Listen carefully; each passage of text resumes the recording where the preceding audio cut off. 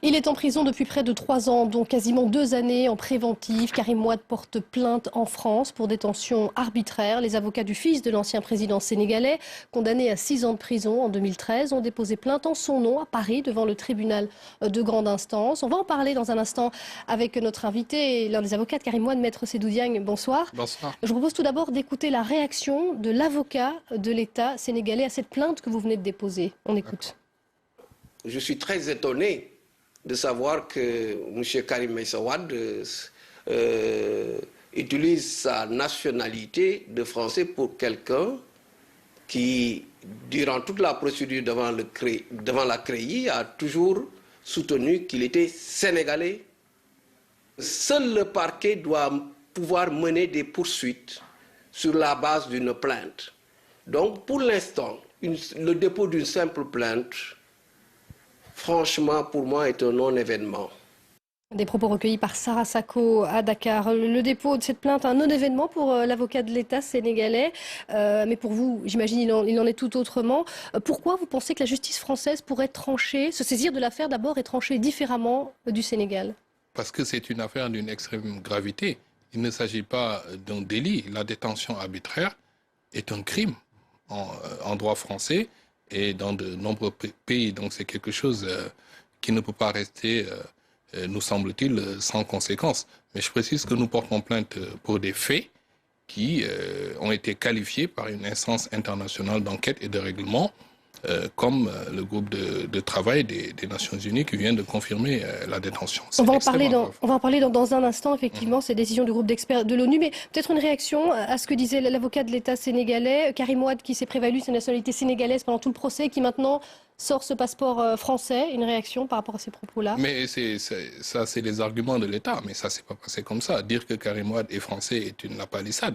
Sa mère est française. Son père lui-même à la nationalité française. Ce qui est important de relever ici, c'est que avec l'affaire Karim Wade, la justice sénégalaise a fait la preuve qu'elle n'était pas indépendante, au moins dans cette affaire, et qu'il n'existait pas de séparation de pouvoir entre l'exécutif et le pouvoir judiciaire, au moins en ce qui concerne l'affaire Karim Wade.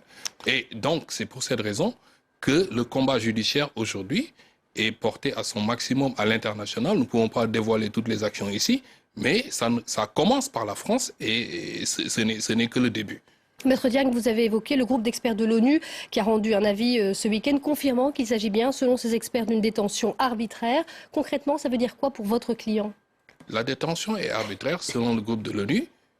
D'abord parce que le procès n'a pas été équitable et donc n'a pas la valeur juridique que l'État du Sénégal veut lui donner. Première chose. La deuxième chose, c'est que c'est la confirmation également que la détention n'est pas justifiée et qu'elle est criminelle et qu'il faut que l'État du Sénégal cesse la violation du droit international. Mais il y a autre chose, un autre point très important, on ne le souligne pas assez, c'est que le groupe de travail a demandé que M. Karim Wade soit réparé intégralement par l'État du Sénégal du préjudice qu'il lui a fait subir par tout ce procès qui n'a pas été juste, qui n'a pas été équitable, justement, et pour le tort qu'on lui a causé. À propos de cette réparation, on va écouter ce qu'en dit à nouveau l'avocat de l'État sénégalais. Écoutez. Il ne faut pas confondre libération et réparation. La réparation, c'est l'indemnisation de la personne que l'on estime. On parle même d'indemnisation intégrale. L'avis parle d'indemnisation intégrale. C'est une réparation intégrale du préjudice qu'il aurait subi du fait de cette détention provisoire, qui est une phase de la procédure et qui s'est soldée par un arrêt de condamnation. Donc pour l'avocat de l'État sénégalais, on l'entend bien, pour lui c'est juste la détention provisoire préventive qui est en cause et on ne parle pas de libération éventuelle de Karim Wade. Mais c'est toute la procédure qui a été jugée non conforme aux standards internationaux, donc non équitable.